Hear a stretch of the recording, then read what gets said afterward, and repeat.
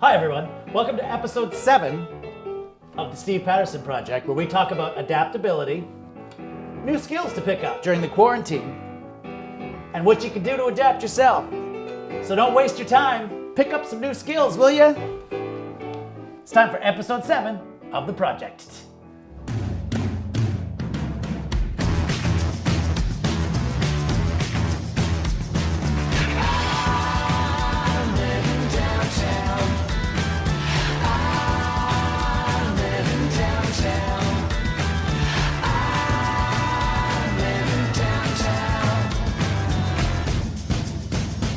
And it's killing me. Welcome back to the Steve Patterson Project, episode 7. 1 full week's worth of shows in 7 full weeks. That's good value. With us, as always, is our virtual audience, some of whom are virtually clapping. There are more females than males, and that is the kind of appeal that I hold after doing a 2 inches of pure arsehole joke last week. Thank you. We also have a very young one with us. Rio is in the crowd, who is 10 months old. So that's bringing the average age of our audience down to 57. Thank you, Rio. Starting in Colorado this week, the C&C Coffee and Kitchen restaurant opened illegally to customers on Mother's Day, saying it was standing for America. So based on the way the virus usually progresses, I would say in about 7 days, everyone who went there will be sitting down short of breath for America. Yeah. Then in 10 days, laying down for America. And then in about 14 days, artificially ventilated for America. Right. Colorado, spend each Mother's Day like it could be your last. Speaking of dangerously weird people, Tesla CEO and proud father of newborn baby algorithm XAEA-12, I may not be saying that correctly because it's not a human baby name, Elon Musk announced that he was reopening the California Tesla production plant against county orders this week. Not only that, he said he would be working on the line with everyone else, but then tweeted to police, "If anyone is arrested, I ask that it only be me." The move was praised by many as a brave, pioneering show of leadership, especially by criminals who had no idea you could just ask police for one member of your gang to be arrested so that the others could go on breaking the law. Well done, Muskie. I hope little XAEA-12 can visit you in prison in between his recharging sessions. And speaking of celebrities, Canadian rock and roll legend Bryan Adams faced public backlash this week after an Instagram post complaining about some canceled gigs, blaming it on, quote, some bat-eating, wet market, animal-selling, virus-making, greedy bastards. Sorry, Rio. He ended it with the hashtag #GoVegan, which I guess is not a bad cheer for a vegan football team altogether. The post immediately angered Asian advocacy groups, but let's remember, Bryan is quite old, and he doesn't eat meat, so he's probably hangry all the time. Yeah. Still, this is a lot of anti-Asian sentiment for someone whose music I only ever hear at that one karaoke bar I go to in Little Korea. The next day, Adams ate crow. Well, mock crow, I guess. He wouldn't eat real crow. Asking forgiveness in a new post singing his song Into the Fire, which is a weird choice for someone who has a song literally called Please Forgive Me. Statistics professor Michael Wallace figured out the probability of winning Tim Hortons' online Roll Up the Rim contest and ended up with 67 free coffees and 27 free donuts. Mr. Wallace is survived by his wife and 2 children. This weekend in Burlington, Ontario, a teen driver was clocked driving 308 kilometers an hour in his dad's Mercedes, with a second teen in the presumably pea-covered passenger seat. The car was immediately impounded and the teen was charged with street racing. I'm guessing he won. Police later found the car he was racing against at the starting line in Winnipeg. He apparently told the officer who pulled him over, I assume in a jet plane, that he was comfortable going that speed, which should come in handy for when his dad kicks his ass. Let that be a lesson to you, Rio. Meanwhile, police in Utah were shocked when they pulled over a young driver going 32 miles per hour on the freeway and discovered he was 5 years old. Oh my God! True story. In the end, police did not press charges because the poor kid was just trying to get his pregnant wife to the hospital. And speaking of kids that need help, Prime Minister Justin Trudeau sent out a message this week with the hashtag Canada Homework Help, which offers help to parents with their children's homework. Unfortunately, it backfired when no one asked for help researching the history of Arabian Nights. I know. It is okay. It's an old joke. We simply couldn't resist doing it. Please send your letters to my producer, Diana. I actually think this is a great initiative by our Prime Minister, and I did submit a question to him from my 5-year-old daughter this week. Here's the clip. I just want to know why it's so cold outside in May. And who are you asking? Aww. Justin Trudeau. Right? It's a great question. Why is it so cold outside in May? That video, by the way, has now received over 16,000 views, far eclipsing anything we have ever done on this show. So next episode, look for my daughter to be the host while I stay in pajamas all day doing her homework. I hope when she sees that video when she's older, she doesn't take me for Father's Day brunch in Colorado. And that is the monologue for this week. Thank you once again to our virtual audience for not being here. Thank you, everyone. and it's killing me. All right, let's get to today's guests. This week, I chatted with Nova Scotian rocker Adam Baldwin, who has been keeping connected with his fans through his YouTube live stream series, Cross Country Chin Up. He's absolutely fantastic. And we talked to world-famous improviser and maybe the nicest man in show business anywhere for some tips on how to yes-and our way through this pandemic, Colin Mochrie. Let's have a look. Ladies and gentlemen, here we are again. It's week 7, I believe, on the Steve Patterson Projecttt. And we've finally got East Coast representation. Adam Baldwin for the Nova Scotia, raising the flag. Thank you for doing this, my friend. It's my pleasure. First of all, thank you for wearing the sleeveless shirt and showing off the ink. That's my That's my I don't know. It's like Ronald McDonald is famous for his get up, and this is kind of mine. I don't wear sleeves, and I look like a vagrant most of the time. No, man, you look like rock and roll. How important is it to have hair like I wore this hat because I thought this is as cool as I can be, because under here is that's it. But look at you. How important is hair to rock and roll to you? It's especially important, I think, performing live. It's like a prop because you can make it go places. It makes what the stupid things that you do with your body when you're playing music, it somehow makes them look cool. I think that's my theory anyway. How long does it take you to grow a beard? I shaved yesterday morning, and my missus hates the mustache. I don't know why I do it, because the only people I'm around right now are people that don't like the look on my face. It seems counterintuitive, but I don't know.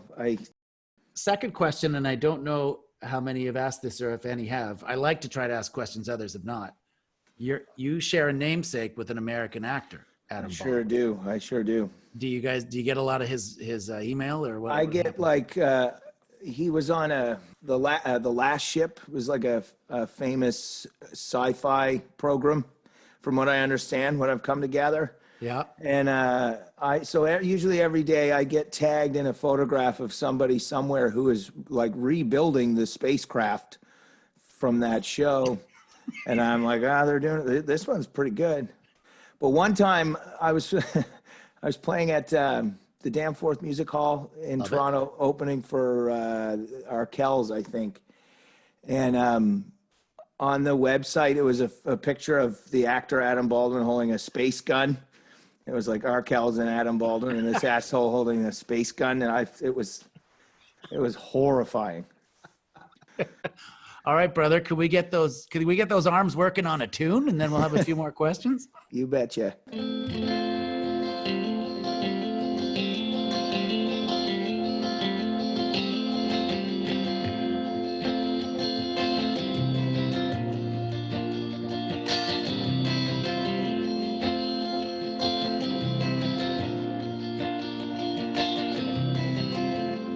Take my hand now, steady, when you're good and ready. Baby, mind your footing, my terrain is deadly.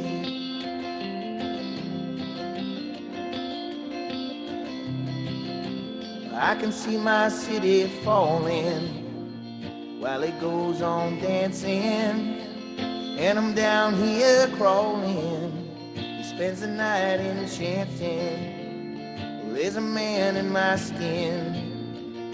He sleeps in my thoughts. He fights with my fist. He'd like to see me fall off. I've been waiting for you. Honey, I've been bracing for you. The dark beside the dawn. I hold you till you're gone. If I could save it for you, I'd embrace it for you. The dark beside the dawn, it goes on and on and on.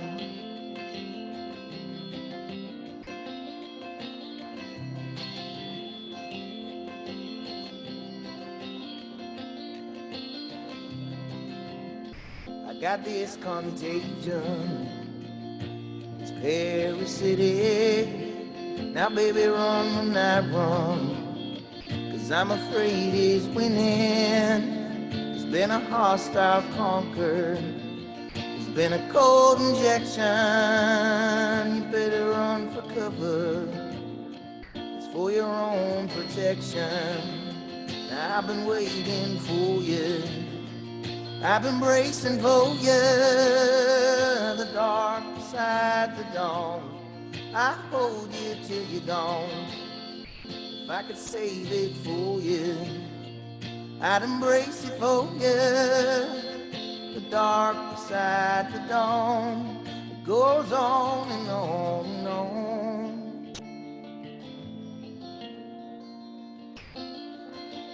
On and on and on. I've been waiting for you, and I've been bracing for you. The dark beside the dawn, I hold you till you're gone. If I could save it for you, I'd embrace it for you.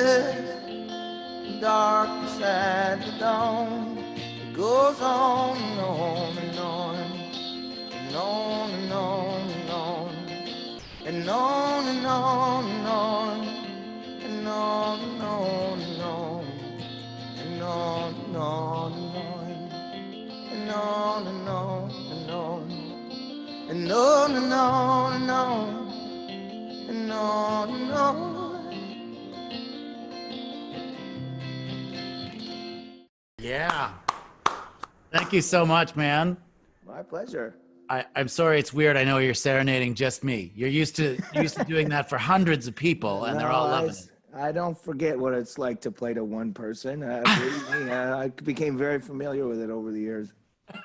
What do you think it is about the East Coast that there's so much great music coming out of there? I've been thinking about this lately. I think that it's because we've been largely ignored, maybe for the past 50 years by the rest of the country.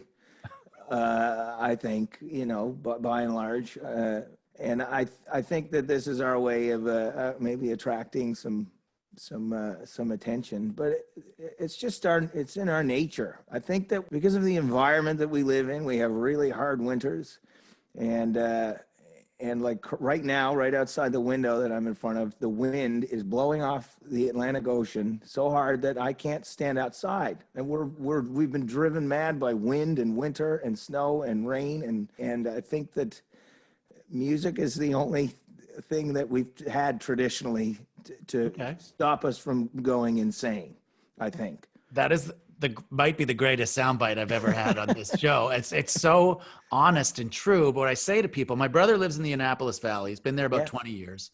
And the feeling of community there, when they have a party, people from all different walks of life, academic, wherever they come, everyone shows up with some sort of instrument. Yeah. And they're playing, and it's, you don't have to hire a band for a party in Nova Scotia. It's everyone's musical, it leads perfectly into what you have done now, and you've kind of created this online environment on Friday nights with your own house party that's getting big numbers.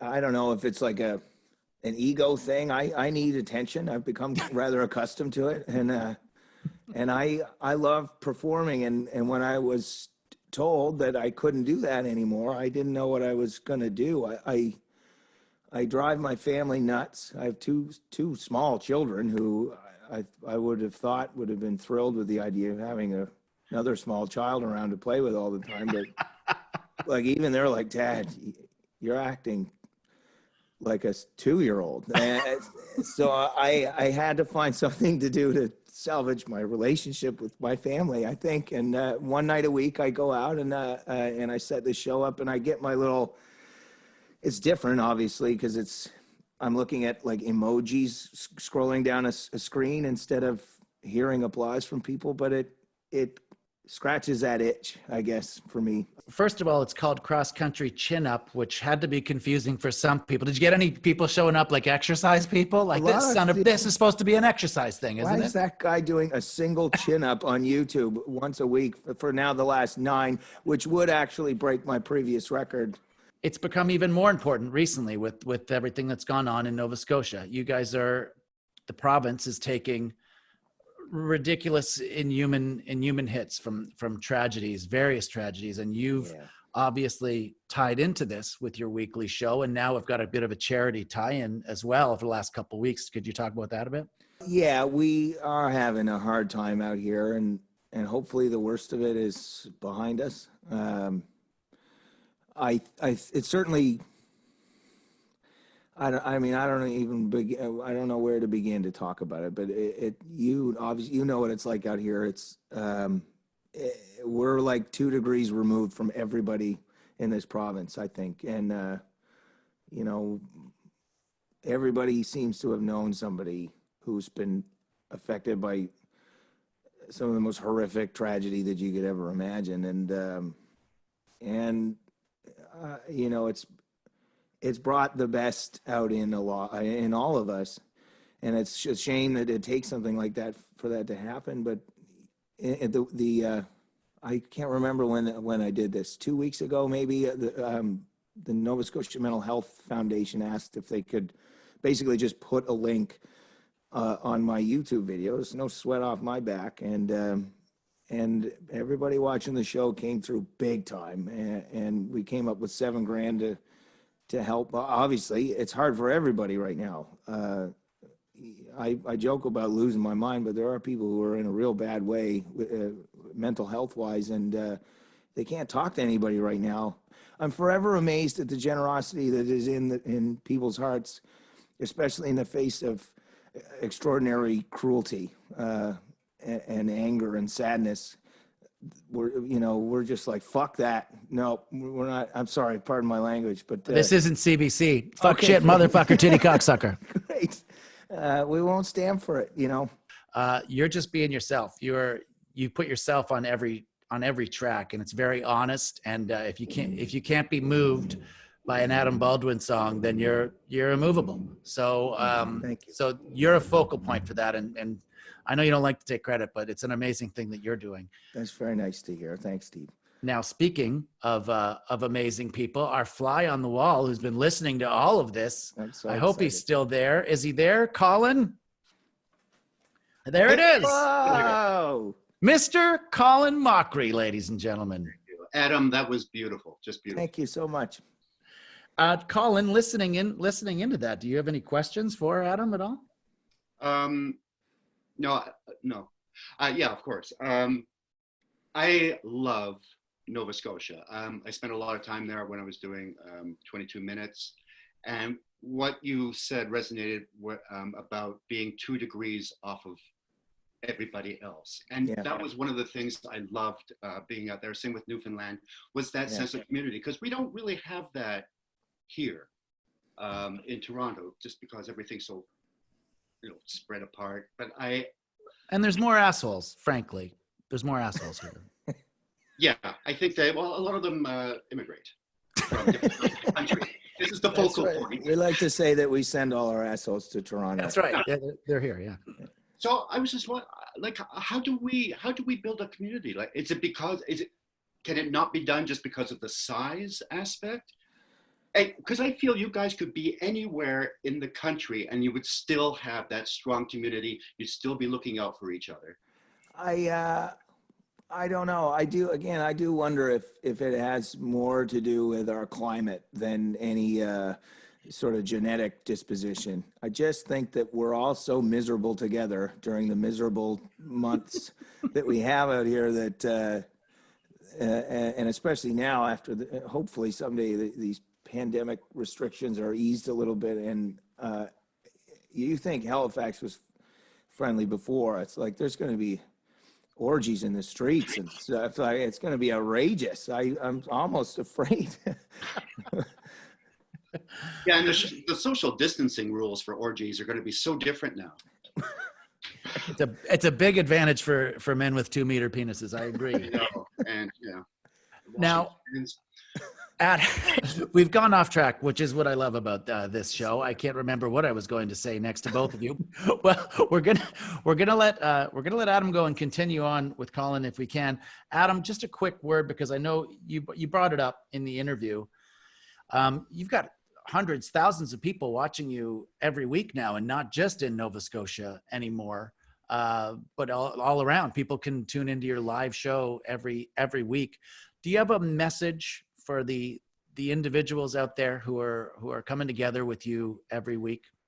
I really appreciate it. And every week, the longer this goes on, the longer that I play these things on YouTube, like it hurts me to even say that, but I so appreciate that they keep coming back, and it's good to know that I haven't overstayed my welcome quite yet. I really love doing it, and I don't know, it's some sort of a silver lining, certainly for me in all of this. I think it is a large reason why I still am allowed to sleep in my own home. So.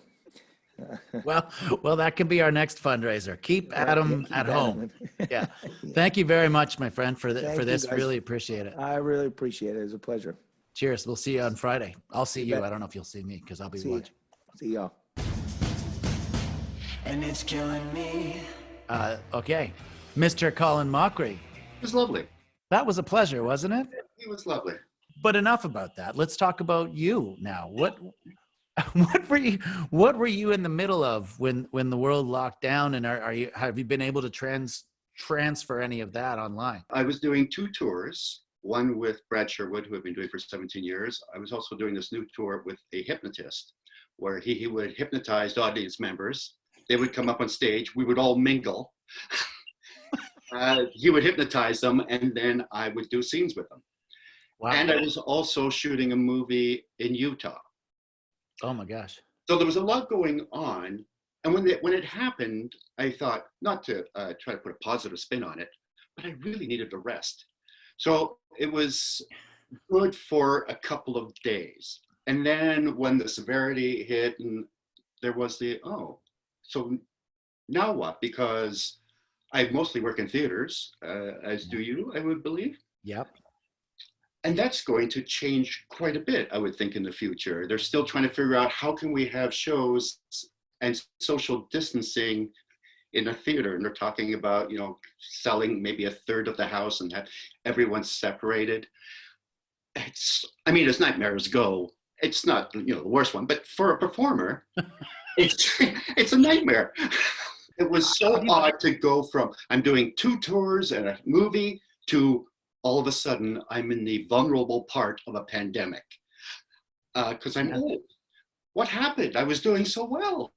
And then within 2 days, I went from a vibrant performer to, well, who knows if you're going to make it.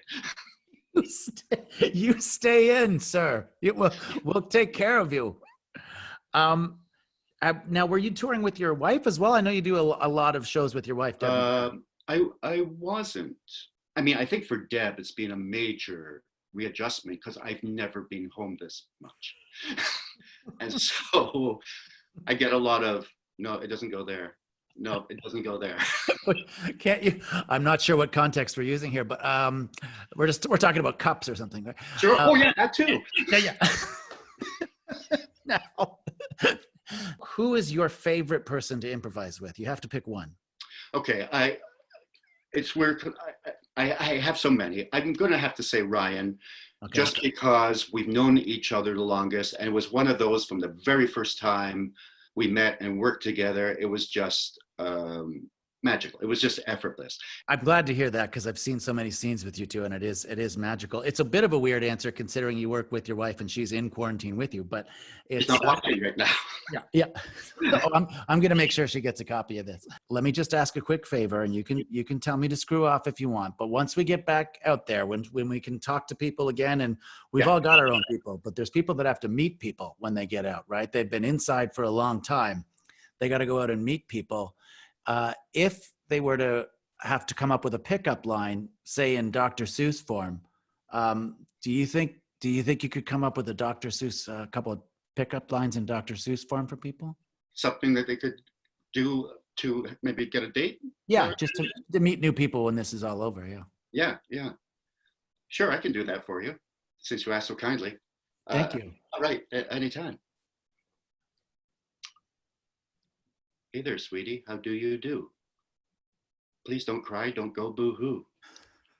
Look at me, I'm really studly and very clean, on me no mudly.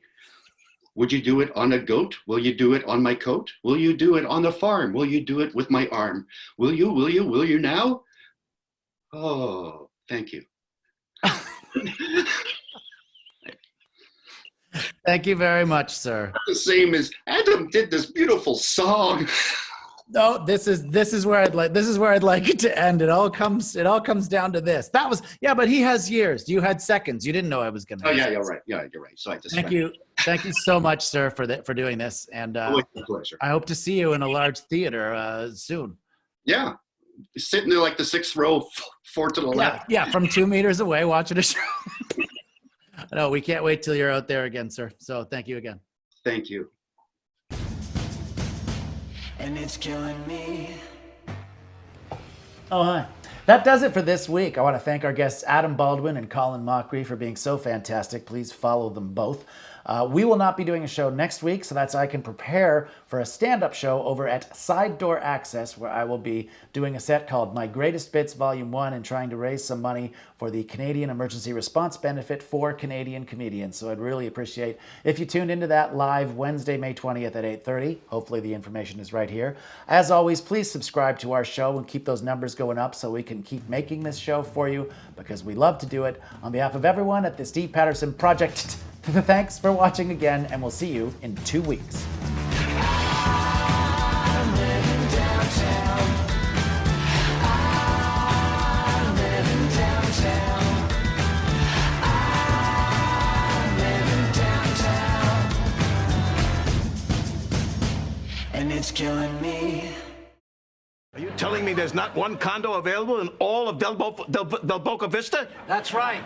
In all of Del Boca Vista? In all of Del Vista Bico? That's right. In all of Del Visto Becco?